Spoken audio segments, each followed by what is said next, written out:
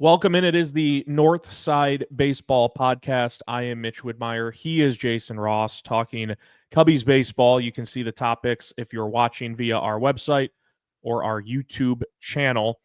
You can get it wherever you get your podcast. And again, we always appreciate any and everyone that tunes in. Cubs currently, we are recording this on Tuesday for publish on Wednesday. So whatever Justin Steele does on Tuesday night, we do not have that information. That game has not occurred yet for Jason and I at time of this recording. We can talk about Monday's game, the series against Arizona, look ahead a little bit too. Jason, as always, it's great to have you on. How have you been taking in the early season for the Cubs so far? Oh, well, thanks for having me on today again. Been taking in the games. It's tough. I'm Eastern time zone, so these games have been brutal. A lot of times I've been kind of playing it by ear. First game against Arizona, it's one of those times where they got up 8-3, and I finally decided. And I looked at the clock, and I was like, "Listen, one of two things is going to happen. Either one, they're going to win the game, and I feel good about it, or two, I'm going to hate everything that happens if they don't." And I guess I saw a little bit of a preview of that on Sunday, which is, we'll talk about the bullpen rows in a minute, but I'm really looking forward to them getting back to anywhere but the West Coast so I can watch normal times baseball games. I would be curious to see if any team in recent years has had a more chaotic schedule in terms of start times to the start of a season, because the games in Tokyo were 5 a.m. first pitch for Central Standard Time Zone. So if you go by the Cubs, they're in Chicago, Central Standard Time, 5 a.m. local time first pitch. And for the Dodgers, it's obviously early too, but the Dodgers came back then and they hosted Detroit, and now they're hosting Atlanta. And so they're playing at 9 o'clock at night local time for people, in Central Standard Time. But that's normal start time for the Dodgers. The Cubs go from 5 a.m. to here's a West Coast trip to start your regular season in late March, early April with a 9:05 first pitch. And then it was 9 o'clock on Monday night against the Athletics too. And I think it was like 7:40 or something on a Saturday against Arizona, 3:10 on a Sunday. Like going from that short little series against the Dodgers. And then, I think we'd be more accustomed to like East Coast where, hey, if they're out playing the Mets or the Braves or something, it's a 7 p.m. on a Monday. But these 9 p.m. local start times, and like you said, for you, it's 10 p.m. I would be interested. There's no way the Cubs have had, even if you take the Tokyo series out of it, which you can't, but like these start times have just been not ideal for most Cubs fans who are trying to tune in. Seems like it happens pretty often. I just wrote an article on the website about the curse of Chase Field, and I was going through it, and so many of the games were in Arizona. I mean, you just like in April in Arizona, you'd look at the schedule and be like, oh, they lost this heartbreaker. When was it? Oh, it's like April 28th. Oh, okay. This one's April, the first week of April. I get it with the weather. You send the Cubs out west to be somewhat warm, but the game starts are rough right now. So I really look forward to Friday when the game starts at 2:20 Eastern time, and I can kind of throw it on and kind of follow throughout the day. You brought up the word heartbreak, and certainly one of those losses in the series finale against Arizona on Sunday. The Cubs lead 6-2 going bottom 8. You're 6 outs away. You have a 4-run cushion, and the bullpen ends up in that game giving up all 10 runs. Like, Boyd goes 5 shutty. That's fine. That's awesome. 5. It wasn't smooth sailing, through those 5 innings, start to finish for Matt Boyd, but 5 innings, no runs. You take that from him every single time. I don't care the circumstances that happen between those 5 innings. If he's giving you 5 shutty, you take it. But then the bullpen comes in, and Jason, they give up 10 runs. Eli Morgan was just left out. He was hung out to dry. He gave up 6 runs. And Arizona comes back. The Cubs leading 6-2 bottom 8, and the Cubs end up losing. I think the final was 10-6. So that certainly, I believe, is the heartbreak you're alluding to in a game where you have to win that. And so I'm wondering, we talked about this 2 weeks ago when I said it wasn't tongue in cheek, like I wasn't completely being sarcastic, talking about some of the question marks with this year's bullpen going into the season. But I told you truthfully, and you were in the same boat as I, Jason, like we can't do last year. Like I can't do, what we saw with Hector Neris, what we saw with, a revolving door at closer with multiple guys struggling.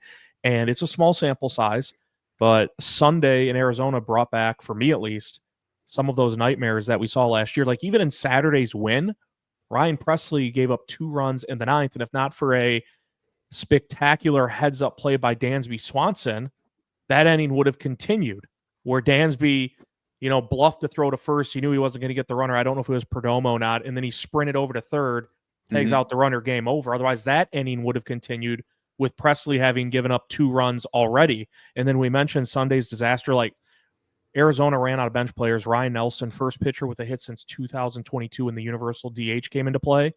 And I'm starting to wonder, Jason, and I'll let you take it over. I'm just starting to wonder, like, did they shop on the discount rack again in terms of the bullpen and the arms they added?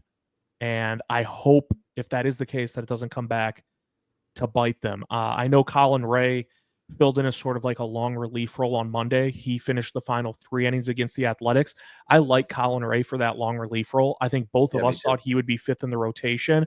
I wouldn't mind him, not as a closer, but I wouldn't mind him going forward in some higher leverage roles. I know in Milwaukee, when he was kind of scooting around from bullpen to rotation, and then it was rotation, but when he was in the bullpen for a little bit, they did put him in some high leverage situations. I wouldn't mind it because it's early in the season, but I think you got to kind of figure it out, maybe test out different methods to see what works. So again, hoping they didn't shop on the discount rack and it doesn't come back to bite them, but early returns aren't extremely, you're not getting a big vote of confidence from what we've seen.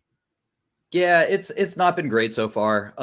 I think part of it is they've got a couple guys on the shelf right now. Ryan Brazier's out for a bit. He had the groin strain. So that's kind of imperfect. Tyson Miller with the hip impingement. You kind of hope that maybe he could do a little bit like he did last year. I was looking at some of the numbers on the bullpen, and the guy I'm a little bit concerned about is Nate Pearson. Nate Pearson's the stuff for guys. He's got stuff for days. Looking at his stuff plus, he's 125 stuff plus. So he throws well. He just can't get anybody out. He throws too many strikes that are bad, and he throws too many balls that are not good. He walks too many hitters. He's not striking out anybody right now. And if you're going to throw 100 miles an hour, you're not going to strike out anybody, then you're either throwing non-competitive fastballs or fastballs down the heart. Because major league hitters, when you look at data, middle fastballs, it does not matter what the velocity is.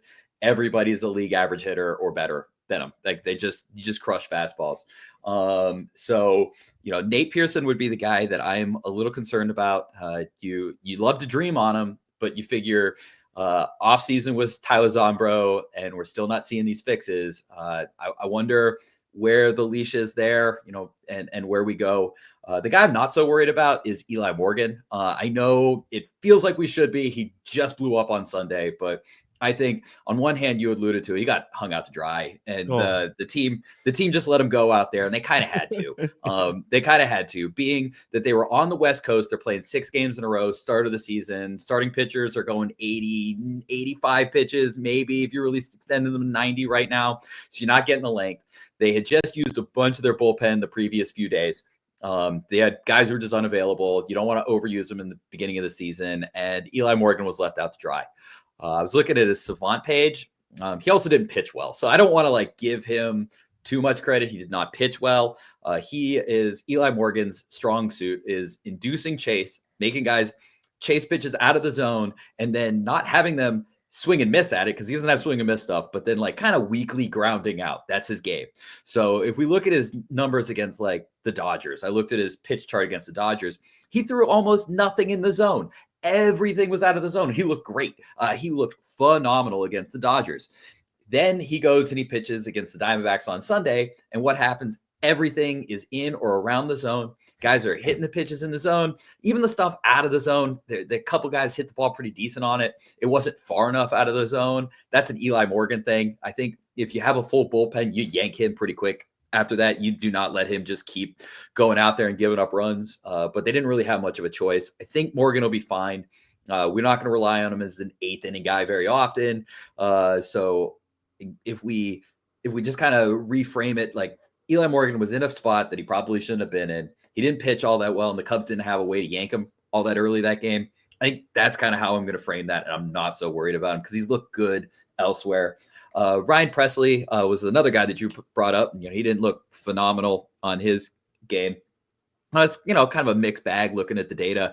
Fastball velocity looks fine. Compared to at least last year, it's just kind of like a few fractions of a velocity point below. So he's still sitting in that 93 range. I'm not super worried about it. The Stuff Plus though is way down early right now. And we're early, so when we look at Stuff Plus numbers, we don't want to read too much into it one way or the other. But that's not a great sign. He was always somebody who models well, and if he's going to hit that aging curve where his secondaries aren't coming through in a strong way, he doesn't have the fastball velocity to really overpower somebody. My hope is that we're knocking off some rust. It's early in the season. We can put it all behind us. And he can get out there and maybe he comes in and he closes a game tonight or tomorrow and he looks pretty good. But he's just not getting any swing and miss right now, which seems to kind of couple with that Stuff Plus that I was looking at. So if he can get his Stuff Plus back and he get the swing and miss, I think he's fine. The fastball velocity seems to suggest that, it's probably still there. It might just be rust working through early season stuff. So I guess that's where I'm hoping on the bullpen. I think the Cubs are always going to shop a little bit in that discount range, mostly because when you look at bullpens across the league, most teams do. There's like 3 lockdown bullpens in the league every year. And a lot of those teams have to develop those internally. You don't get Emmanuel Clases on the free agent market very often. And you certainly don't get them, cheaply. So, the Dodgers got Tanner Scott, and that was the one. And, the Cubs were involved there. Didn't happen. You can maybe blame the Cubs there. Or you can maybe just say the Dodgers were eventually going to win that either way. But if you're not going to get Tanner Scott, you're basically swimming in the Ryan Presley, Ryan Brazier areas to begin with. So my hope is that it kind of works out. They've got enough guys in the minors that I think if you say I'm done with Nate Pearson, he can throw 100 miles an hour, but he's not the guy. You've got Daniel Palencia who can basically do the same thing. You want another guy who throws 100 miles an hour? Go with him. He also doesn't throw enough strikes, so maybe you can fix something there. You've got Jack Neely. I wrote a couple of guys up that I really like in the minors. I think we're going to see Frankie Scalzo Jr. at some point. 80 grade mustache, great fastball nowadays, and a really good slider. I think he would be an interesting maybe 7th inning guy that we could see in a little bit. And then from the left side, Caleb Thielbar looked great. Man, his curveball is disgusting. He's a lot of fun. And if you want Caleb Thielbar part 2, the Cubs have Riley Martin, who is probably my favorite story of any minor league pitcher right now. He was signed for $6,000 out of Quincy as a 6th-round pick. I thought he was a slot savings, and he has one of the best curveballs in the system, has a fastball that's, sit low 90s, but he gets strikeouts. And if Thielbar goes down and they need a second lefty, there are a couple guys down. He's the guy that I could see come up. So if the woes keep happening, the Cubs have options. So hopefully they can work this out through the first month. And by May, we're not even talking about this anymore, but bullpens are volatile and you never know. Yeah. And I think the issues they had with the bullpen last year only kind of enhances some of the panic when you do have, I think there's really no other way to sum up what we saw with the bullpen Sunday than a meltdown. Like it was 10 runs across 3 innings. It was just the 6th, 7th, 8th inning. You give up 10 runs amongst, I think it was 3 different arms for the Cubs. One name you brought up, Jason, was Pearson. And you brought up, like, what's the leash with him? And I think that's fascinating to talk about, especially when they get Tyson Miller back in the fold, when you get Ryan Brazier back in the fold, because Ryan Presley, if he, like I said, he gave up the 2 runs during Saturday's win in the 9th inning and was really saved by Dansby Swanson's heads-up spectacular play defensively. But Ryan Presley has a resume where you're going to give him a longer leash, where you're going to give him more wiggle room if he struggles early on, because he had struggles last year, and I think we talked about those a few weeks ago, and I had wondered out loud, like, moving from the closer to the setup role, if mentally that kind of, put him in a funky spot with Houston bringing in Josh Hader last year and him wanting to be a closer still and believing he has the stuff, because he kind of went through a little bit of a roller coaster ride last year. It certainly wasn't the Ryan Presley that we had seen in years past. But if he struggles early on, resume-wise, you traded for him, he's supposed to be your closer, you're going to give him a longer leash. Even a guy like Colin Ray, I think he's just an experienced veteran, and I believe, and I could be wrong on this, his versatility is something the Cubs probably enjoy. Like, hey, if we needed to put him and stretch him out and get him into the rotation for 2 or 3 starts, he can do that. If he needs to be a long relief guy, he can do that. If we just need him for 1 inning, Like if we just need a setup man or something, like maybe Presley's pitched 3 out of 4 games and Porter Hodge hasn't. So we got Porter Hodge set up for the 9th on a given day, but Colin Ray can be the 8th inning guy. Like he has a lot of versatility. And so I think the leash would be longer on a guy like Colin Ray. But Pearson is fascinating because like you see the arm and it's lively and he can throw gas, but so far it's not what you want to see. So I'm more curious to see what the leash is like. Maybe even, Jason, like what sort of opportunities he gets once this bullpen is at full strength. He is a name that I'm glad you brought him up because he struggled. It wasn't pretty. And Eli Morgan is getting a lot of the eyeballs in his direction because he gave up the 6 runs and he was the last pitcher out there. And he gave up the hit to the opposing pitcher, Ryan Nelson, who came on for Arizona.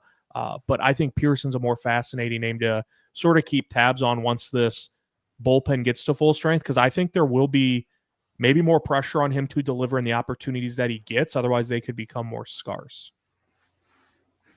Oh, fully agree. Yes. Nate Pearson just feels like he feels like the Cubs have other versions of him. I brought up Daniel Palencia. Jack Neely feels like another version of him. Whereas, Ryan Presley is kind of a veteran. You kind of have a track record there.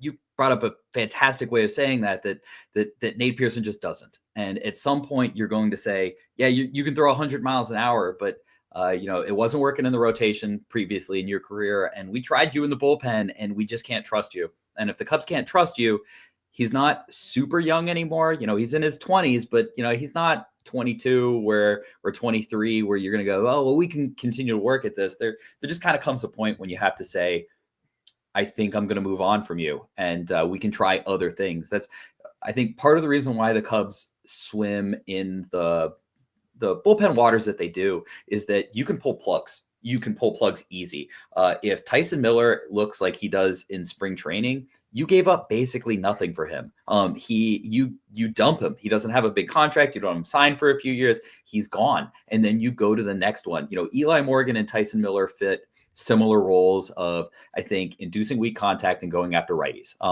And if one of them is, if he's just not working, then you get rid of him. And the more kind of like numbers you stack up, the better. It's a spaghetti and wall situation. You go into the season and you have 14 relievers that you feel confident with. And by the end of the season, there are 7 pieces of noodle sticking on the wall and 7 that have fallen away. And if that is, even if it's Ryan Presley, kind of like Hector Neris they did last year, he's on a 1-year contract. He goes. You've already paid it off. It's 1 year. There's no such thing as a bad 1-year contract because you can get out of it quick. It does not affect you next year. You move on. And the Cubs have plenty of money, for better or worse, left over under the luxury tax to go out at the deadline and add somebody as well. So whether it's Nate Pearson, whether it's Eli Morgan, whoever that they just feel as though isn't working out, if they have an option, they go to Iowa. If they don't have an option, they go on waivers and they are gone and they are replaced by a Scalzo, a Riley Martin, Jack Neely, a Daniel Palencia, a bunch of these people who I think the Cubs have around that can fill these roles. And that doesn't even count somebody like Jackson Wiggins, who's going to start in the Tennessee or the Knoxville Smokies, rotation at the season. But he throws hard enough to where if you're sitting there in July and he's looking really good and you go, hey, you know what? I would like another righty who throws 99 miles an hour in my bullpen. Jackson Wiggins could come up. Cade Horton could come up and use his fastball slider combination. They have options. So if Nate Pearson's not going to get it together, you have to say by the end of April, you're looking at him and you're going, this is not working out. We do not have the kind of luxury to play around with this anymore. We've got other options. Thanks, Nate. We'll move on. And I guess that puts a lot of pressure on those guys, but it also gives the Cubs a lot of internal options that by the end of the season, they can hopefully kind of tinker and tweak that out. It is the Northside Baseball Podcast. Mitch Whitmire, Jason Ross with you. However you get your podcast, we always appreciate you tuning in. Let's flip it to more of a positive viewpoint, and it's not a stretch to bring it up, and it is Shota Imanaga. I believe he's in line to start the home opener for the Cubs at Wrigley Field later this week, but he's got 2 starts under his belt already this year. So again, I know it's a small sample size, and he was an older rookie last year, but I don't know, Jason. Like I watched his start a few days ago, and the faith I have in this dude every 5th day when he toes the rubber is increasing.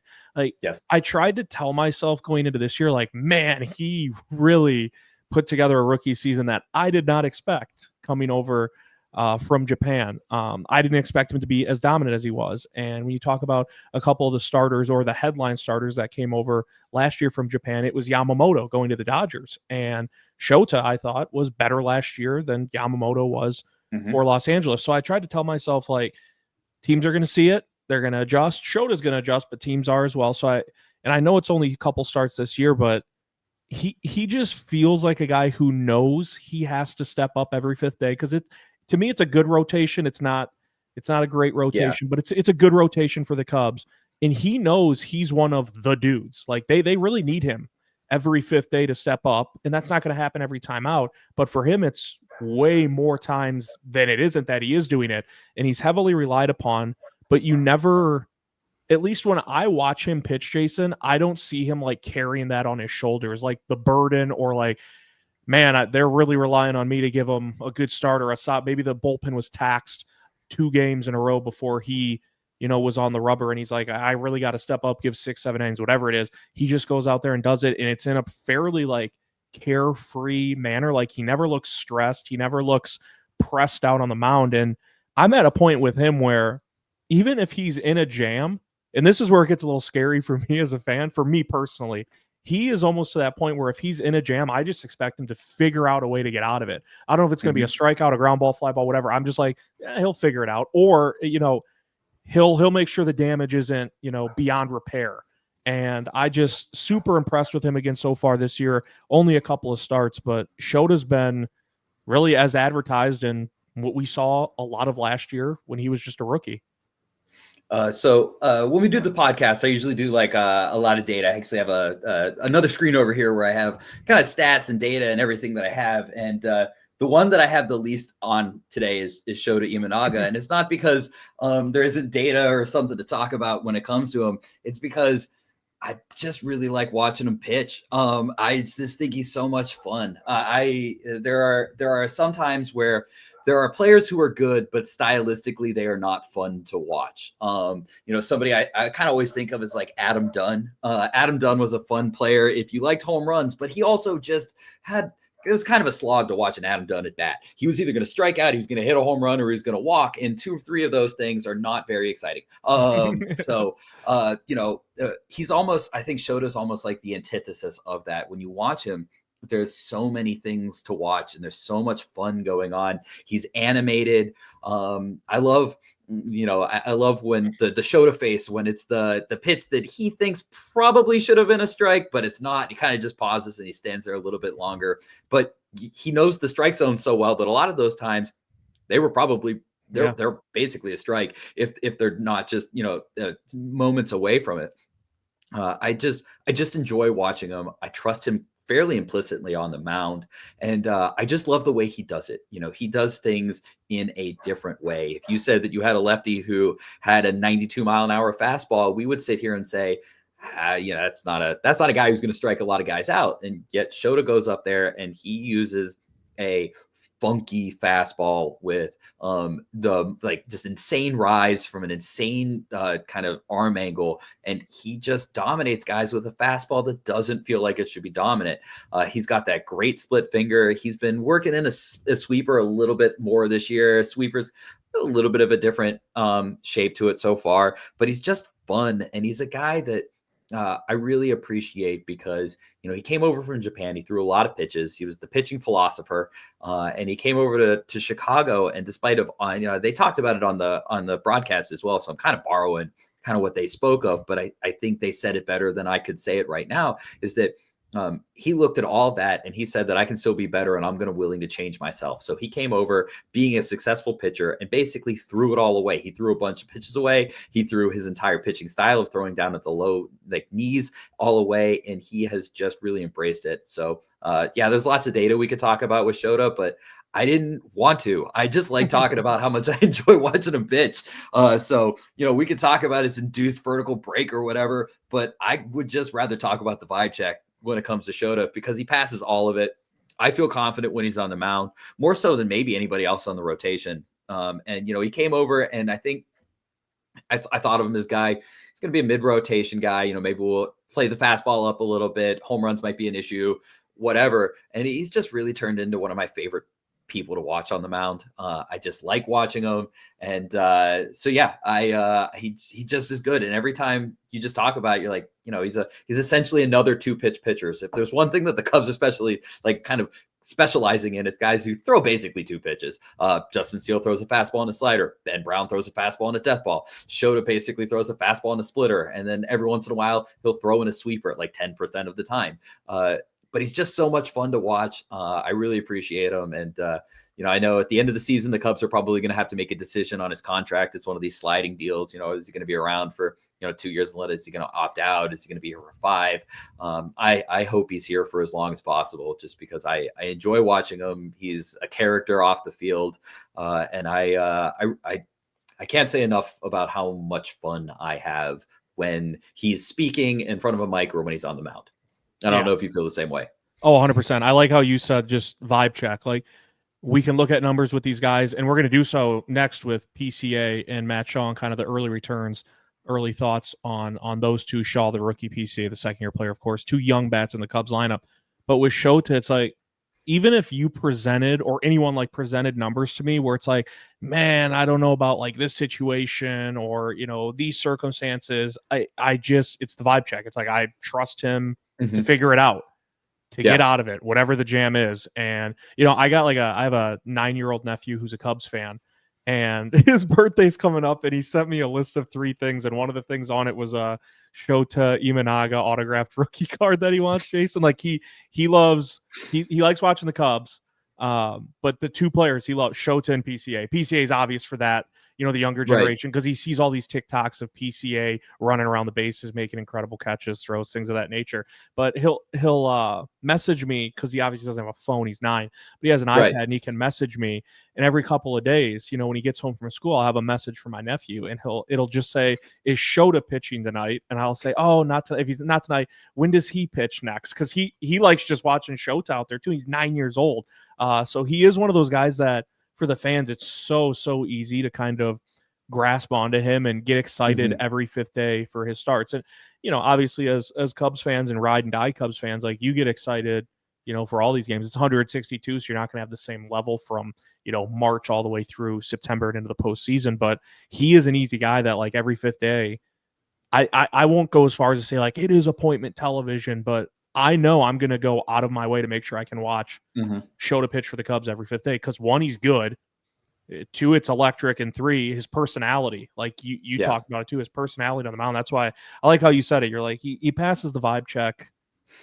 We're all good. And I think, do you believe that can have like a sort of a domino effect on the rest of the rotation? Like that one guy who brings the good juju and kind of brings the good energy constantly. Like Shota, to me, even if he's in a little bit of a rut, I would still, and I don't know this to be true or to be factual, but he strikes me as the guy that if he's going through a little stretch himself where it's not as great, he's still going to come in and be the same guy in the clubhouse, which to me, I would imagine could have a domino effect on the rest of the rotation.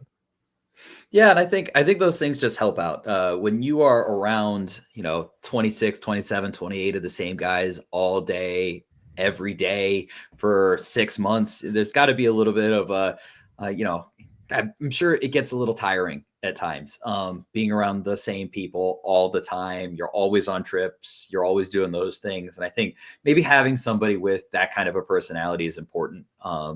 We get so into the analytical side of baseball, and I know I'm definitely guilty of that. I write analytics and I talk analytics and I have all sorts of data and how much a pitch moves, but we sometimes forget that, while we may not be able to quantify those things, these are human beings, and they do have to enjoy each other and like each other and get along with each other. And whether or not there is a statistical correlation with that stuff on the field, I think it's just important to have guys that you enjoy playing with, that you enjoy being around, that you can trust. Baseball is, I think it's the ultimate team sport in many ways. It's weird because baseball is the one sport that always has a one-on-one interaction, but it's also that team sport that there's always necessary for team. When you play the NBA, you have LeBron. You can't stop LeBron from having the basketball in his hands. He gets to have the basketball no matter what. You pass it out, you can defend him, but he still gets the ball. With baseball, you don't want to pitch to somebody, walk them. You can walk them all day. You can just put them on first base. You're gone. Okay, go over there. And then you've got 8 other people who have to pick that person up. For Shota, you have to know that he's going to take the ball every 5th day, and he's got to get that through. And I think, if you're a defensive player, you just have a little bit more trust on somebody like that when you know that they can go out there, even when maybe if they don't have it that day, that you can still kind of battle through it. I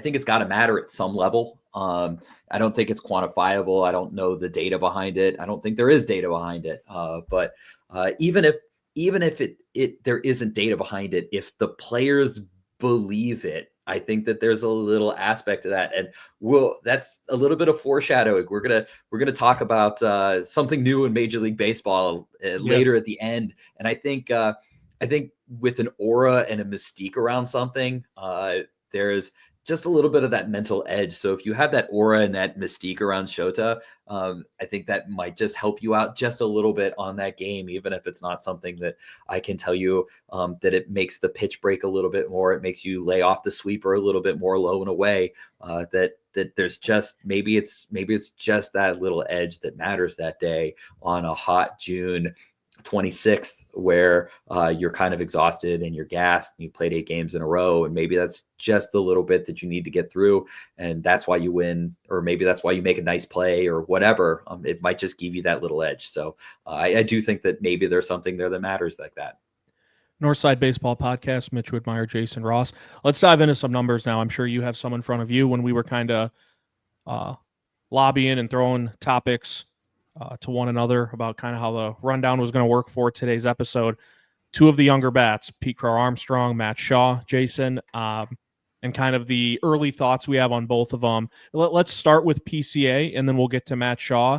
I have an article coming out too on Northside Baseball about PCA, and basically my premise is not to be worried. Like if you look at his slash line through 7 games, not great. It's 7 games, 30 plate appearances, 27 at bats. If you're just looking at the slash line, like I had one of my buddies actually texted me yesterday, and he is the sole reason that I wrote this article, because he texted me yesterday and being Monday, so entering play Monday, and he texted me just PCA's batting average, and I was like, well, these teams aren't really looking at just batting average anymore. They're not even really valuing it that much at all. And so I started looking at, a deeper dive into PCA season, and I was looking at his numbers on Baseball Savant. There's a couple reasons I'm not too concerned, and one is, again, 7 games, just 27 at bats, but he's in the 76th percentile of exit velocity, the 82nd percentile in bat speed.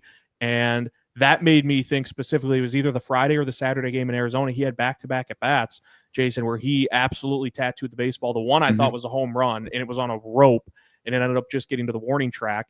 And there was another one where he just smoked at the outfield, just boom, right at an outfielder. And so I look at some of his numbers, and I'm seeing the exit velo's there, the bat speed's there. Like, to me, PCA, and I don't think I'm giving him a crutch for this, he's hitting the ball well. He's just kind of hitting it in some bad luck early on. And I think we always have to remember this with PCA. We've talked about it in one of these episodes already, Jason. The Cubs don't need PCA to be a savior or a superhero at the plate, at least this year. Like, if he eventually becomes an incredible bat, that's great. But for right now, they have a luxury of being patient with him because of how good the glove is, because of how good the arm is, and because of how good the speed is that PCA brings to the table. If the bat comes along quicker than expected, awesome. But his defense, his speed, that kind of shows his true value. And I was looking at those numbers too. He's in the 95th percentile in range defensively, 91st percentile in arm value, and 96th percentile in sprint speed. He broke up a grounder in Monday's game against the Athletics, a routine grounder to short that would have ended the inning. And he got to they called him out. And the Cubs, this was when the Cubs were up, I think it was 15-3 or 16-3. And counsel challenged it, and they overturned it, and he was safe. And again, it was a routine ground ball. PCA's at first, going to second. Almost anybody else is out on that play, but he's busting his tail. He beats the throw. They have to challenge it to get it overturned, which is fine. But that shows, like, when you talk about, what does it mean, 96th percentile in sprint speed? Look at that play Monday night against the Athletics. Some of those guys aren't even, a lot of players aren't even like sprinting to the bag. They just know they're dead to right anyways on a routine ground ball like that. And for PCA, he ends up beating it out. So I'm more encouraged than discouraged when you look at some of the numbers on Baseball Savant. And I also saw too, because we've talked about, whiff percentage, strikeout percentage being a worry at some point with PCA, and I'm sure it'll pop up. Through 7 games, he's right in the middle of the pack in both whiff percentage and strikeout percentage. So it's not like, hey, he's hitting the ball hard, the bat speed's there, but he's also striking out a ton. It's like, now he's right in the middle of the pack in both of those categories too. So if we'll start with PCA, we'll get to Shaw. I'm encouraged with what I've seen so far, because I am not one to just look at the slash line and then summarize that is the be all end all. So I'll read you what I have on mine. Just write down it, and I might as well have sent you my list. I've got swing speed up 4 miles per hour, nailed it. Chase percentage down, nailed it. You talked about his improved whiff rate. I have improved whiff rate as well. Results have not been great, but improvement in process. Elite defense, elite arm, elite speed. You nailed everything that I was about to talk about, Mitch. So awesome job.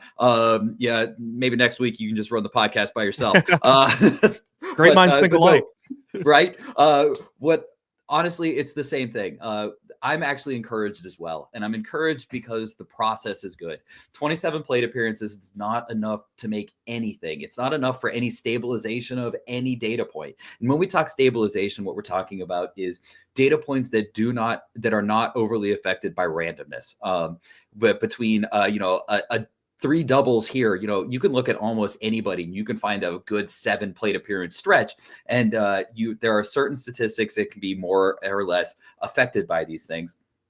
And it's 27 games, 27 plate appearances. It's what, 6 games, 7 games. We're in a week's worth of games right now. It just doesn't matter. I don't care about the results right now. I care about the process, and the process is better. He's making better swing decisions. He's swinging probably too much. I know Matt had sent out a message on Blue Sky that he had basically seen 100 some pitches and swung at 60 of them. Part of that is zone awareness, but part of that is also teams are just pounding the zone on him right now, and that's a bit one way, bit in the other way. But he's not chasing as much, so he's staying more in the zone. I like to see that. The barrel percentage is not great right now. I hope that he finds more barrel, and that's kind of why I think it might be a zone awareness thing and less of like an overall like wild man thing. I think he's seeing strikes, but he's still just kind of working through like which strikes he should really be swinging at early in the season. But I am encouraged, and man, let's like that throw that he had. I'm hoping that I'm not overstating it, but that is like right up there with that Ichiro. It's right up there with that Yoenis Cespedes throw. That was an unbelievable throw. It was unreal. And you just don't get that from anybody else in baseball. That is an insane throw. There was a great picture of where he was compared to where he was, like the throw at third base, and he hit that on a line. That is an unreal throw. And he can do those kind of special things. So even when he's, got a 31 WRC plus right now, it's not going well. I will say this, and I'll put it out there, and I might look real stupid tomorrow, but I'm going to say that Pete Crow-Armstrong hits a home run tonight. Tuesday night, you're saying? Tuesday night. Yeah. Luis Severino struggles against lefties. Specifically, he throws fastballs and he throws sliders that get in on lefties. And Pete Crow-Armstrong has been missing barrels, but he's been making correct swing decisions, at least not chase. So the ballpark is clearly okay with the home run. The winds, it does not seem like it is going to be a pitcher's ballpark. So you give me a ballpark that I think is going to play up for hitters against a pitcher who struggles against lefties. Pete Crow-Armstrong just feels like he's on the precipice of it. I'll go ahead and say I think he's going to hit a home run tonight. And I'm either going to look like a genius tomorrow, or I'm going to look like an idiot. But even if I look like an idiot, I don't have to mention it for a whole week, so I can live with my shame for a little bit. But I think it's actually kind of a good night for Pete to do well. So even if it's maybe not a home run, I think Pete is in line for maybe a good game against Luis Severino tonight.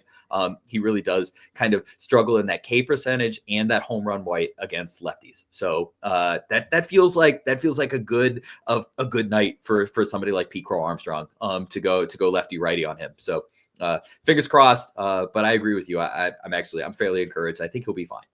You know what's crazy, Jason, is you brought up the throw in Arizona, and I use that term frozen rope. That's what that throw Yes. was from PCA. And I know Josh Naylor, who was the base runner, is not the fleetest of foot, but when you brought that up, it made me realize something. That throw that PCA made, they had to challenge it.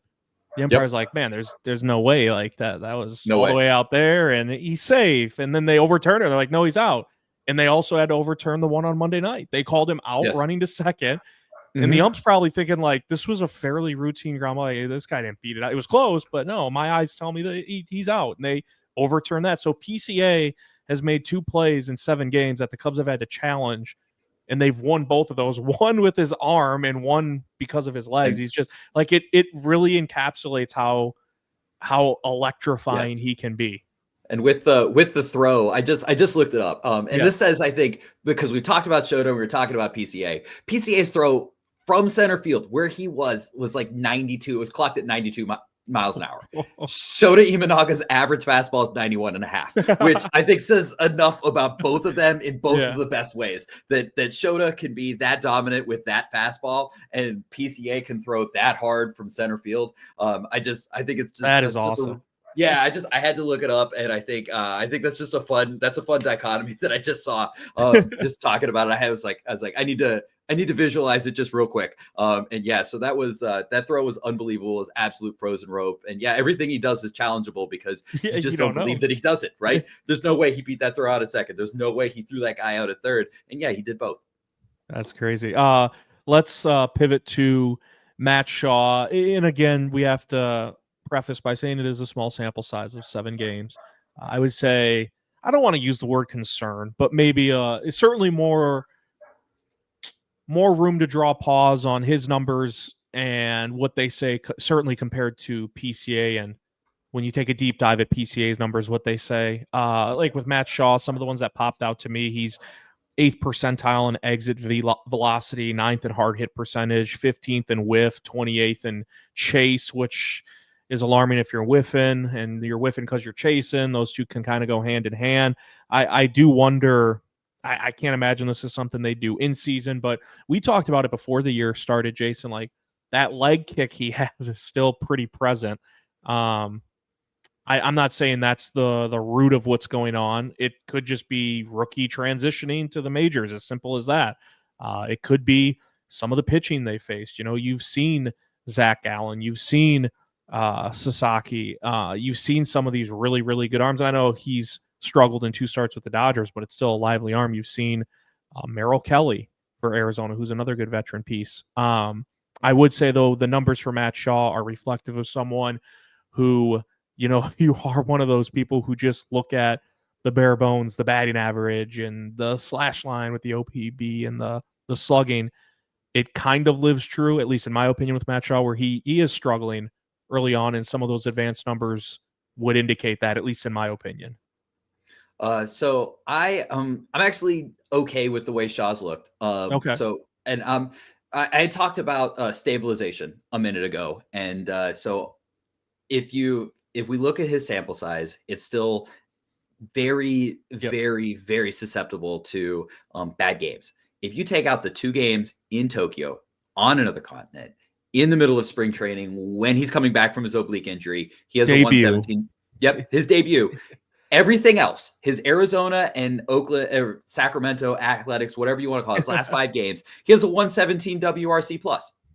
If I told you right now he had a 117 RC plus at the end of the season, we all say he's up for Rookie of the Year, right? Yeah. So, and we can't just take 2 games out and erase it because we want to. They exist, they happen, they are real.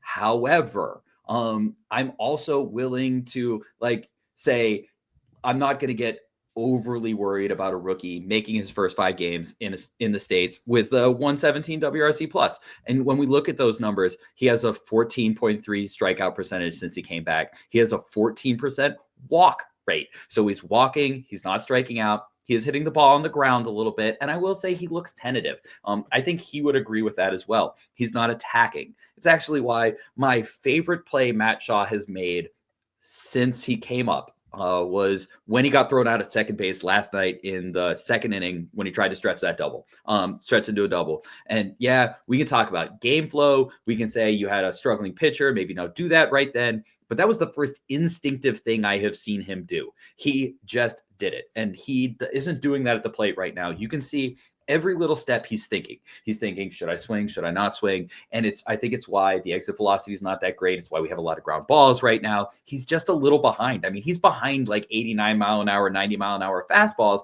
and he's somebody who crushes velocity in AAA. So I'm not seeing somebody that I'm necessarily concerned about. The StatCast data is not great, but he's a rookie. And, you mentioned Merrill Kelly. Merrill Kelly kills righties. Kills righties, absolutely destroys righties. And he's, not a star pitcher, but he destroys righties. You had Zach Gallen, who might not have had his best stuff, but he's still Zach Gallen. You've had really, really good arms on the mound. And I'm not going to overly blame him yet. I think we're going to have to ride this out for probably 45 games where we're going to have some good, we're going to have some bad. He's going to be a rookie sometimes. I still think I still think I'm fairly encouraged with a lot of the things. He's not striking out a ton anymore. You take him out of Tokyo. He's making decent enough contact. He's not. He chases. The hit he had last night was a god awful pitch. It was a terrible pitch. It wasn't anywhere near the zone. And yet he still was able to loop that into left field. So I think if he can just get away from the ground balls a little bit, if he can get a little bit more in the air when he settles, I think we'll be all right. So encouraged. Maybe not super encouraged, but I think he's just a rookie, and I think there's enough sub data in there that there's some positives, and like I said, I think May 12th is when the schedule really eases up for a significant amount of time. I would say that's probably when he really comes out of his shell. Until then, I think strap in for some good games and some rough times, and he's going to look like a rookie, and I think that's okay. Absolutely. Northside Baseball Podcast. Wanted to take a look around the NL Central. And, what's funny, Jason, is like if the Cubs were 0-4 right now, like 0-7 or something, and I probably wouldn't want to take a look around the NL Central. So you can call me petty for doing this, but, if I weren't a Cubs fan, I might feel bad for what I've seen with the Brewers so far, but I am a Cubs fan, so I've enjoyed seeing Milwaukee struggle a little bit. I feel bad from that, like they lost Willy Adames. To me, you talk heart and soul of that team. I think it's easy to bring up Christian Yelich, but you talk like Christian Yelich kind of been in and out of the lineup the last few years with injuries. Like Willy Adames was that one constant for that lineup, and you lose him to San Francisco. You lose Devin Williams, but you get Nestor Cortez, but you lose your all-star caliber closer, and Milwaukee didn't really spend on anything in the offseason, kind of just a run-it-back approach. They've had an injured bullpen and an injured rotation to start the year. I don't think Milwaukee is going to be in the cellar of the division by, even the end of April. They're going to figure it out, but they are having a horrific start, and I don't want to talk torpedo bat yet because we'll finish with that. But I know after that series against the Yankees, a lot of people were freaking out like, oh, these dang torpedo bats. Like that's why Milwaukee's pitching was getting shellacked. And then they come back in their home opener against Kansas City, who does not have a lineup using all these torpedo bats. And they give up 11 runs to Kansas City. Yep. And so the Brewers not great so far. And I'm just looking. We've talked about this before, Jason, on a different episode, maybe a couple different episodes. Like the Cardinals are 3-1. I still don't. I don't see it with this Cardinals team holding up throughout the course of the year. Reds, Pirates. I don't like. My main takeaway from the division going into the season is the same. A week into the regular season, and that is, to me, this is the Cubs division to grab. And I constantly ask, like, if not this year, then when? Because I look at the NL East and I'm like, dang, Phillies are going to be good. I think the Mets will be good. I'm a little iffy on the rotation, but I love that lineup. Braves are starting horrifically too, but they're not going to be bad all year. But I look at the NL East and I'm like, man, a lot of good teams. I look at the NL West and it's Dodgers and Padres and Giants may be good. Diamondbacks are going to be good. You look at the NL Central, to me, it's going to be a one bid division when you come to the playoffs. And I just Milwaukee's not going to be as bad as they've been so far this year. St. Louis is 3-1. I don't think. I just don't see it with them. And the Reds and Pirates to me are still maybe a year or two away from really cementing things in and some of those young guys coming to life. It's got to be the Cubs' year to me. And again, you can call it petty. I don't think I'm in the minority in this one. I've enjoyed a little bit seeing the Brewers struggle a little bit out of the gates here because really they've been the talk of the town in the NL Central for a little bit of time now. And it's always like, I can say it as a Cubs fan, it's cool to see that the Brewers typically do it with not a big payroll, with not, a superstar lineup with guys top to bottom that, it's impossible to figure out. Like, they do it through prospect building, a little draft, develop, bring guys up like Bryce Terang, Sal Frelick. They're part of your everyday lineup. And I think if you asked an average baseball fan, just an average fan, they might be like, yeah, Bryce Terang name doesn't ring a bell. Sal Frelick, it doesn't really ring a bell, but those are guys that the Brewers rely on and have the last couple of years. And that's kind of how they've gone about business really the last few years, and it works out for them, but not a great start for them, certainly. And I know they're starting, again, we're recording this on Tuesday before the games are played, and they play Kansas City later on Tuesday night, and they're starting another arm who was not projected to be part of the rotation, was supposed to start the year in AAA Nashville. So curious as to your thoughts. That was long-winded by me, but curious as to your thoughts so far on the division about one weekend. No, you'd mentioned that the Brewers were able to do all of this with lack of resources, which I guess is a little bit of inspiration to the Cubs. I don't know if you saw recently, there was a post about the spending revenue versus the payroll and the percentage. The Cubs are in the bottom 5. So 26. I guess if the Brewers can do it, the Cubs can hope to do it with limited resources as well. But it feels like the division magic kind of switched from the Cardinals, who would magically find some 5'7" second baseman who would turn into a 5-win player every 3 years, to the Brewers, who would turn who knows into a starting pitcher and be a number 2 or a number 3 or literally last year. Sorry for cutting you off. Colin Ray for 2 or 3 months. Colin Ray was like one of their reliable arms, and he was fine.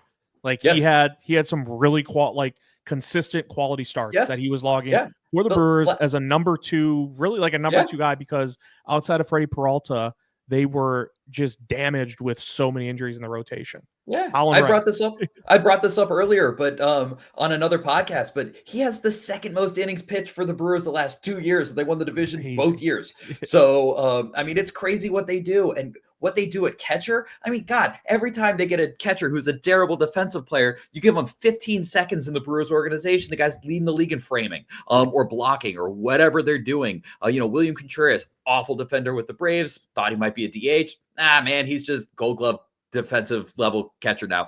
They did that with Daniel Navarro. They just keep doing this. So it feels like their magic's kind of running out a little bit.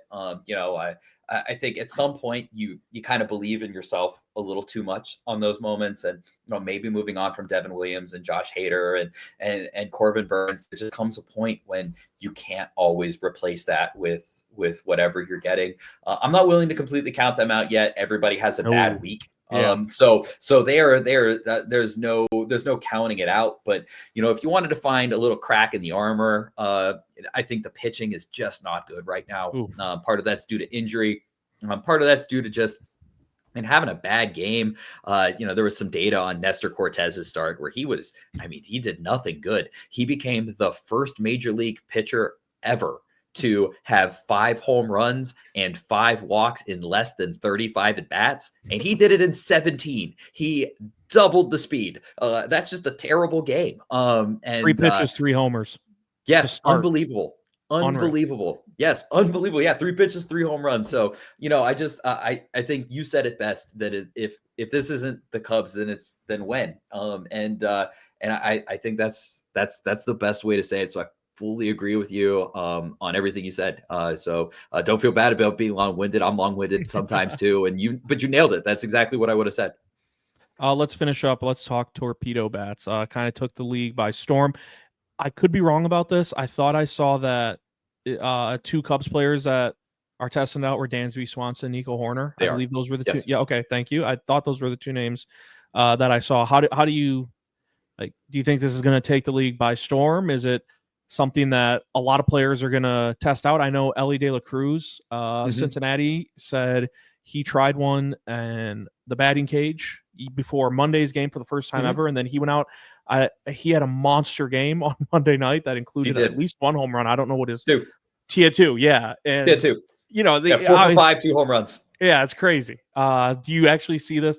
I was trying to find like a comparison. I don't know if you remember like when it's different, but I don't know if you remember back in, I don't know how long ago this was, but the Miami Dolphins tried the Wildcat formation. They had two running backs in the backfield with Ronnie Brown and Ricky Williams, and for like 3 weeks, no one could stop it. And you knew they were going to run it like 9 times out of 10.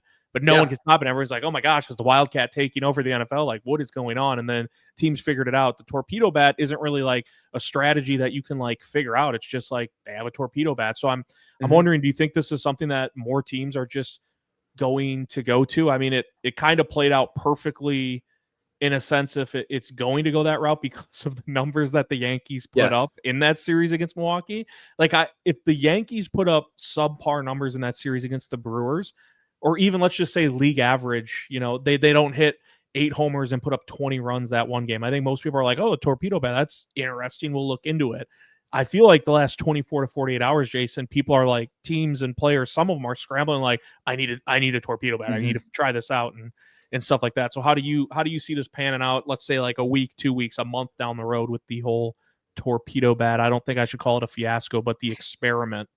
So I did a little research on the torpedo bat, and I don't know if you know where they were developed from, but it was actually developed by somebody who went to MIT. Yes. He used the analytics physicist from MIT. He used analytics to think about how to redesign the bat.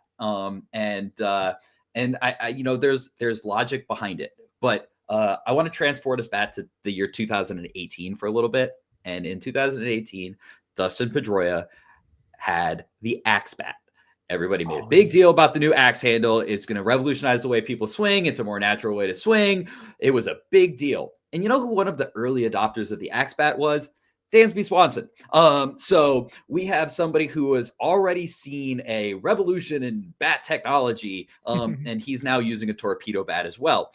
So I think we're going to stop talking about this come May 1st as a major talking point. I do not think it is an illegal anything. And I think the stories like Ellie had 2 home runs last night is awesome, but Kumar Rocker was horrible. He gave up 7 runs. No one brings that up. Yeah, he got knocked out in the first 4 innings. And then, hey, guess what? You know who hasn't been good this year? Nico Horner. He's using a torpedo bat. His exit velocity is down. His barrel rate is down. And we can say, well, maybe it's because he's hurt. Sure. Dansby Swanson's exit velocity is down.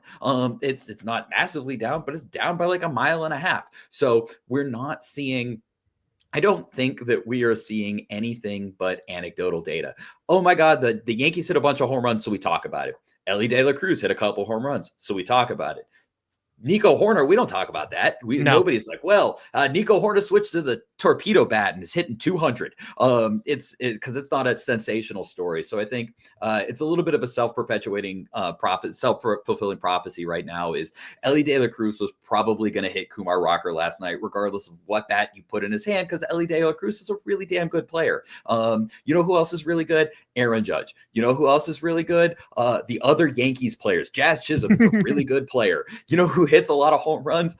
Giancarlo Stanton hits a lot of home runs. So you have all of these players who are just really good players who hit home runs, who just so happen to be using a new version of a bat.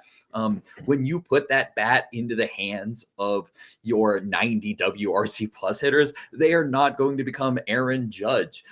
They don't make Nestor Cortez suck. Nestor Cortez was just really bad that day.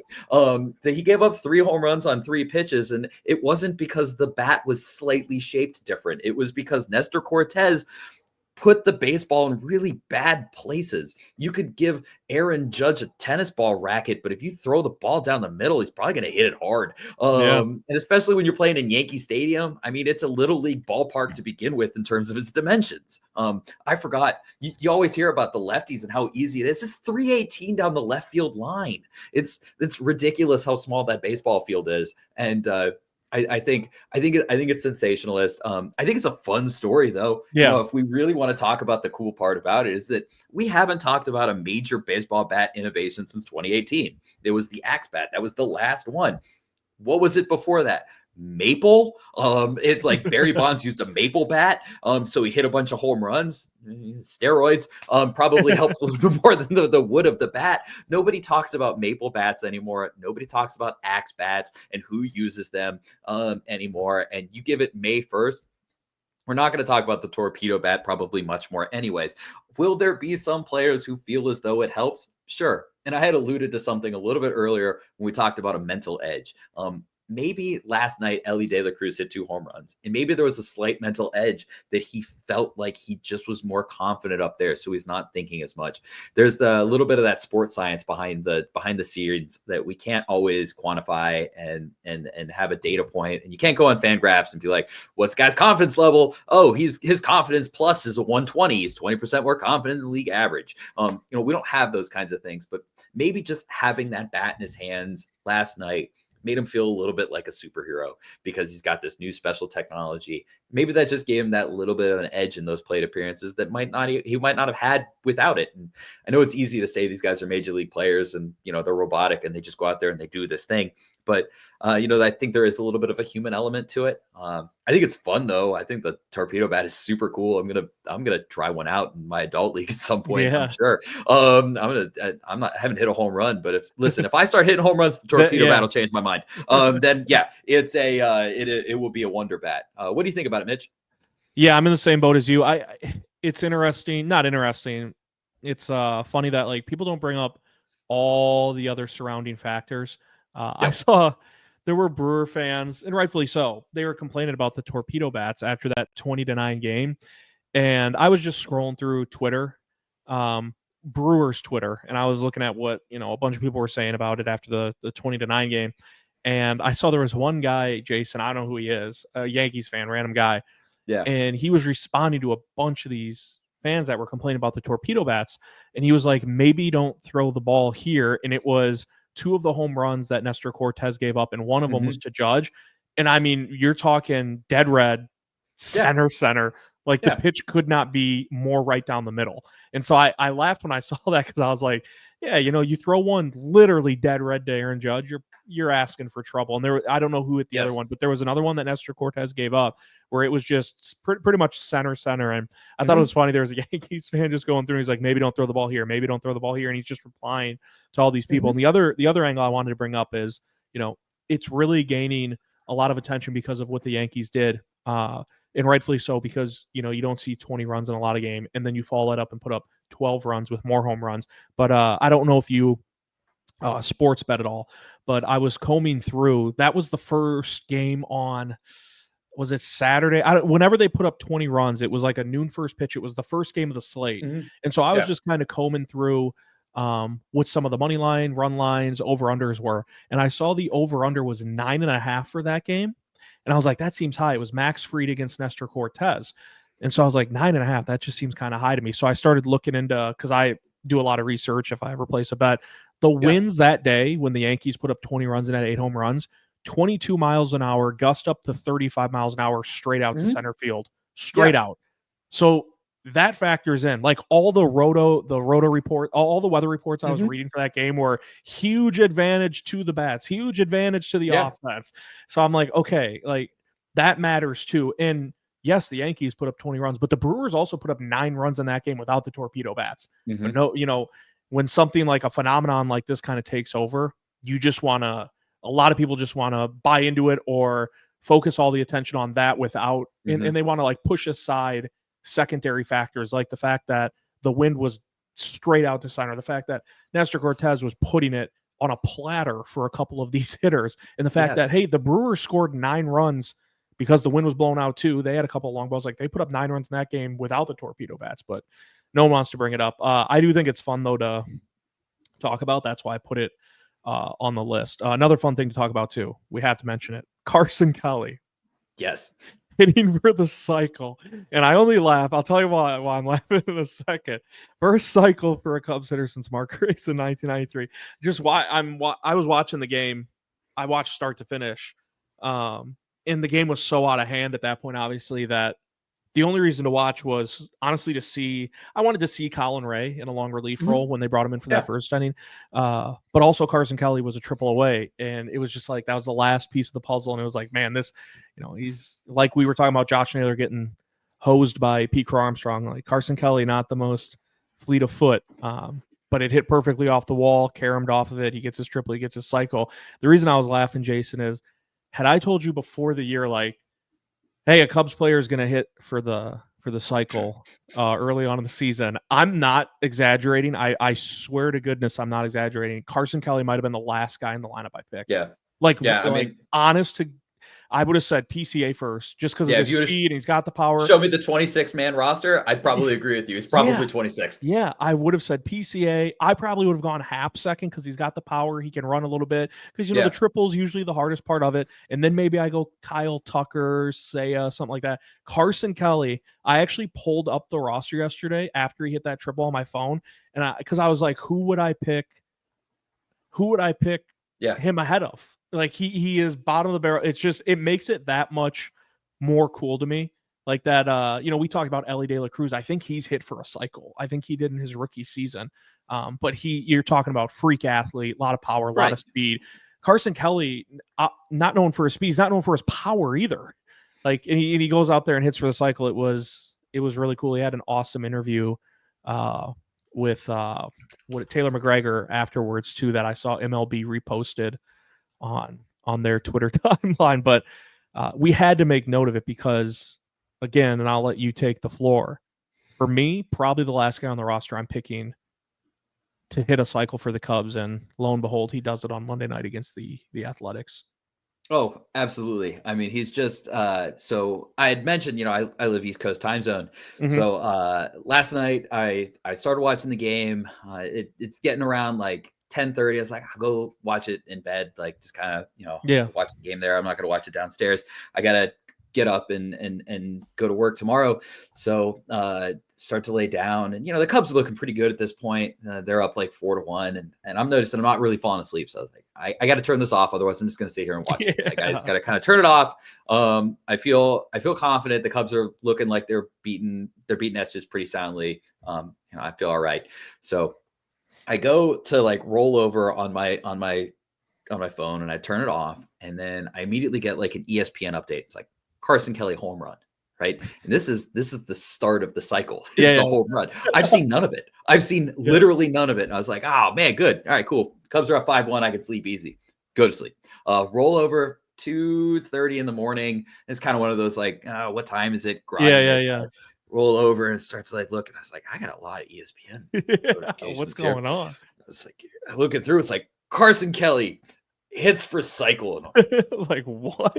What did I miss? That in my sleep, there was a 0% chance. If you would have told me that anybody was hitting the cycle last night, that Carson Kelly was on my list, I saw none of it. I saw none of it. It was insane to wake up to that at 2:30 in the morning. Like, oh wow, that is awesome. I mean, what a cool night for him. Yeah, he seems like he's a good dude. I'm really happy for him. I just looked it up. It's his third career triple. He's hit 3. Did you hear what he said? Did you hear what he said? No, I didn't hear what he said. No. They said to him, part of the interview, you'll have to, it was a funny interview he had with, I'll have to go check it out. McGregor. So they brought up to him, Jason, what you just said. They said that was the third triple of your career. And he said, yeah, the first two, the outfielder fell down on both of them, which didn't happen in this case. He just got a perfect bounce off the wall, and it caromed in so far that he had a chance. But he said, yeah, his first two triples, he's like, I got lucky. They fell down. He made a big fan of me. I've been playing in my adult league for, going year 13 now in the adult league, and I've got one triple, and it was a routine fly ball to right field. The guy found the turf monster and ate it. I thought I had a sacrifice fly, and he ate it. and my groin was hurt. I should have had an inside the park home run, a legitimate one. It would not have been an error because I never touched it. But I was hurt that day, and I was able to limp around to third base. So I guess me and Carson Kelly have a little bit more in common than I realized it. The Carson Kelly of the Lexington Adult Baseball League. So. Well, awesome. I'm going to go check that out. He seems like he's a good guy. Yeah. Last thing, again, just another thing. It's you have to bring it up. I'll let you take the floor with it too. This Kyle Tucker guy is just pretty good. He's pretty good at baseball. And after he had his third hit of the night last night, Jim Deshaies, it was funny. It wasn't the home run. It was either a single, double, whatever it was. Kyle Tucker, put one in the outfield grass, and there's like 3-4 seconds of pause on the broadcast, and then Jim Deshaies was like, "Hey, you remember when some people were worried about Kyle Tucker in the spring?" Yep. And now we're just looking at this stretch where it's like, Kyle Tucker, this is the guy you traded for. This is the exact product you want to see. So we had to bring him up. Kyle Tucker, 3 homers in 3 games, producing. I actually haven't. I haven't looked at his, baseball savant numbers, some of the deeper dive numbers, because I'm just assuming it's great with Kyle Tucker. I haven't looked at it either, and I'm going to bring it up just right now, on my screen, and just to peek at it and see what it's looking like. There's a lot of red. 96 barrel percentile, 99th chase percentile, so he's chasing nothing. Incredible. I mean, he's just, his batting run value is 99th percentile. I mean, he's just been amazing, right? This is, this will not be the only time I say this. I'm probably going to say it 162 times this year, at least once a game. Pay that man. This is why you traded for him. I mean, this is a great baseball player, and a baseball player we have not seen since Chris Bryant in like 2016, 2017, like 2018 heyday Chris Bryant stuff. This is a really, really good baseball player. There's nothing that he doesn't do well. He's just great. And you even saw it early in the season, the aggressive base running. He's not the fastest guy on the planet. He doesn't need to be. He's a smart base runner. He's always been a positive on Fangraphs base running statistics. So I think the more my big hope, and we've talked about this before, is that the Cubs are good and Kyle Tucker is so good that there's no excuse to not pay him. There just comes a point when you can't publicly look at everybody and say, we can't afford this guy, or this guy's not worth it. Yeah, he is. He's I said he's 99th in baseball the offensive value right now in Baseball Savant, and I don't think he's going to finish the best offensive player in baseball, but he's probably one of the 10 best. And you have an opportunity to woo him between now and November. The Red Sox just extended Garrett Crochet, and saw that. We talk a little bit about, he's only had one real full season as a starting pitcher to do that, and whatever, but it can be done. It can be done, and the Cubs should have no excuse. And I will never give them an excuse if they let Kyle Tucker leave, unless Kyle Tucker just basically says, for whatever reason, I just hate it in Chicago. But he doesn't seem like he's giving off that vibe. So they should pay this man. He is a great baseball player. I already love watching him hit. His swing is, for any of the old heads who complain about launch angle and, more guys are hitting in the ball in the air, you need to hit it on the ground. Watch Kyle Tucker, because his swing stays in the zone so long because of his launch angle. And launch angle creates a larger window to attack the baseball, and he creates that every time he swings. This is why launch angle is a thing. It's not necessarily to hit more home runs. I mean, yeah, you do hit more home runs because when you're going through the zone and you're aiming at a good angle, you're going to hit the ball in the air more, but it's just a better offensive thing. And watching him is beautiful. I love it. And I will be pretty upset if he is playing in any other color next year.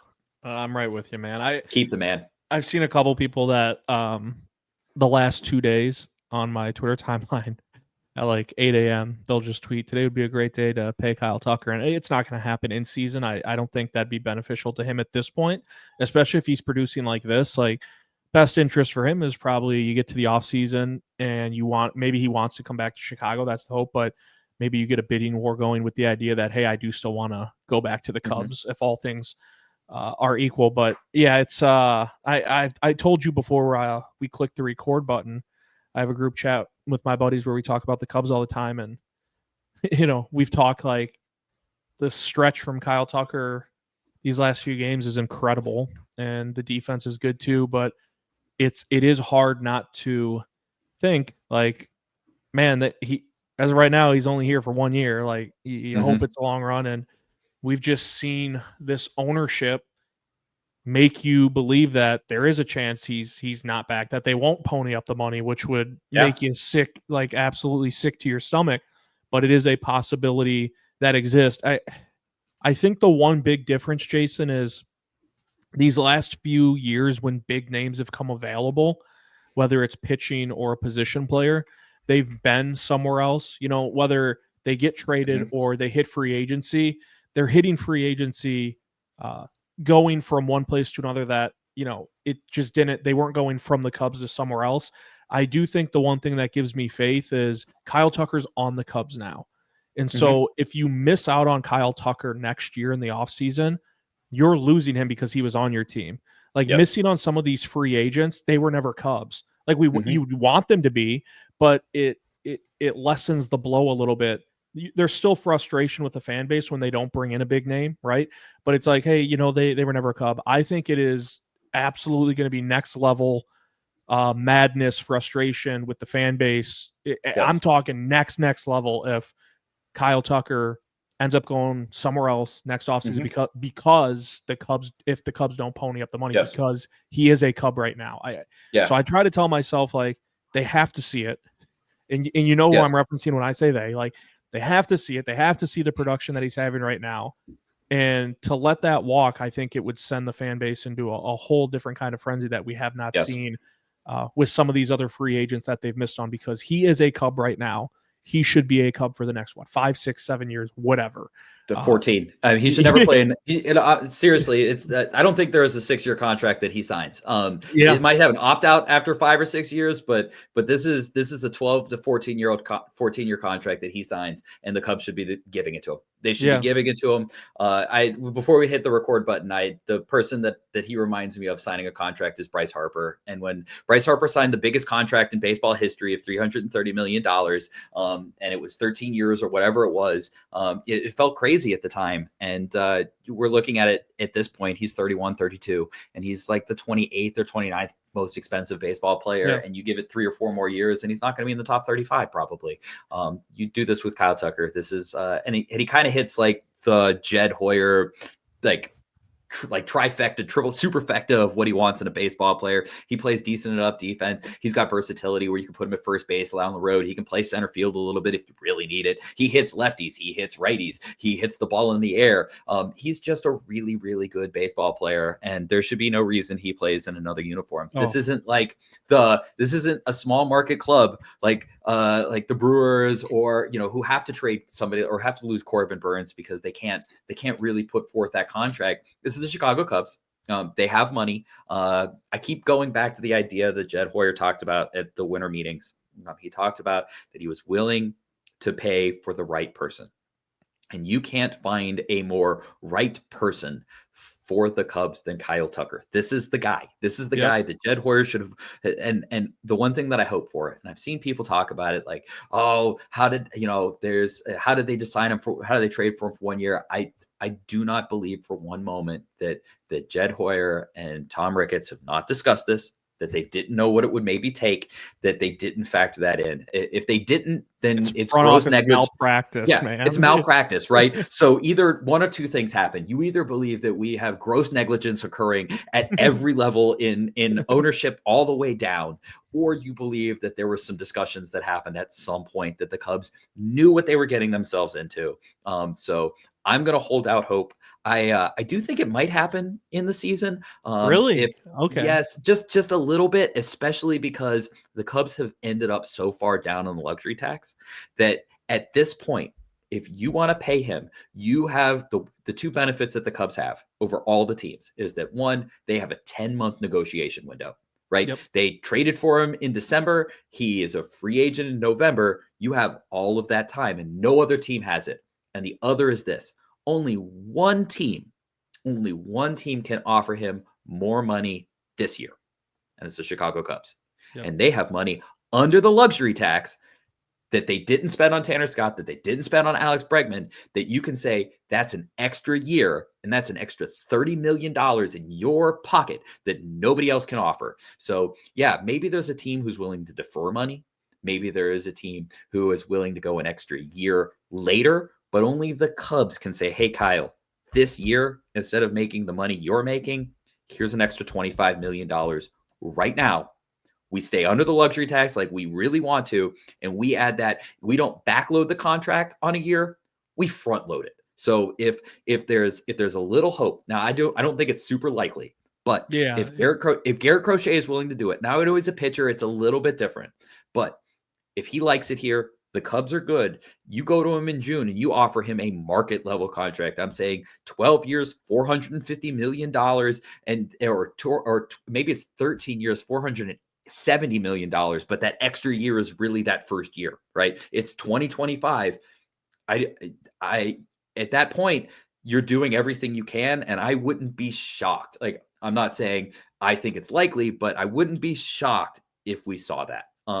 I think it's within the realm of possibility, even if it's in the realm of unlikelihood. I do think that you can do that, and that might give the Cubs just a little bit of a leg up going into it. But I guess Tom Ricketts' poverty knows no bounds as well, so we'll have to see where it goes. And just for clarification too, and I don't want to speak for you, but when you brought up Garrett Crochet, who just got a contract done, and obviously the season has started, the difference there is you're talking arm injury, more susceptible to He's it. a pitcher. You're talking about the White Sox really limiting his innings down the stretch run last year to prevent an arm injury that would then in turn tank his trade value, because I don't think the White Sox had any intention of giving him an extension to the tune of what Boston did.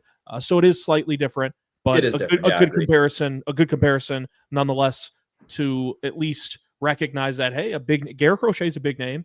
Like, he's going to be expected to be the ace for Boston moving forward. And so it is possible to get a big extension done in the season. My reservations on it are the same as yours. It's the Ricketts part of it. That's just where I draw pause. And I did laugh a little bit. I don't even want to put this out into the universe. You brought up, like, maybe someone else will defer money and give him more money. And the first thing I thought of when you said that was, like, if somehow this dude ended up in like a Dodgers uniform next year, I think I'd bow out of the 2026 Cubs season. I don't think I could do it. I don't think I could. It would be rough. It would be really rough. But again, we're not going to end on a negative like that. The good thing they have going for them, and I think you'd agree with me, what I brought up earlier, this is different from other free agents the Cubs have missed on, from other trade targets the Cubs have missed on, because he is in a Cubs uniform right now. And you know what you're going to be missing. Correct. You immediately know what the lineup looks like with him in it. Can you go back to a lineup without him in it? 100%. Are you willing to do that? And you brought up something that I didn't even think of. They have 10 months to win him over. This isn't like, hey, the Cubs are good and Kyle Tucker's good. Obviously, he's going to stay. Like, the Cubs need to do whatever it takes to win him over, to convince him in these next 10 months, because no other team can do that. No other team has that luxury because he's on the Cubs. They have to do whatever it takes to win him over, to show him this is where you belong. You should be a Chicago Cub. Why would you go anywhere else? This is perfect for you, not perfect for us, not perfect for the Cubs. This is perfect for Kyle Tucker. And so whatever they have to do in the next 10 months to do that, have to get it done. Get it done. I feel decent about it on that end. If there's one I do thing, too. The Cubs have gotten a lot of good press from Japanese players on their ability to do the soft things, right? Yeah. Japanese players have been Shota and Suzuki and Yu Darvish have all talked about what the Cubs did and the lengths that they went to make them feel welcome, to make sure that their cuisine was up to their standards, to do all of those things to make them feel like they're in a Cubs home. Well, I don't think that is only a former Japanese player thing that the Cubs are trying to do. They get 10 months to do that with Kyle Tucker as well. And they go I'm hoping that they go nice and big on just the whole season, that this is a Kyle Tucker kind of celebration year. And so we'll see how it goes. I really hope he's here. He's so much fun. I'm having a blast. I love watching him come up. We talked about Shota maybe being appointment TV.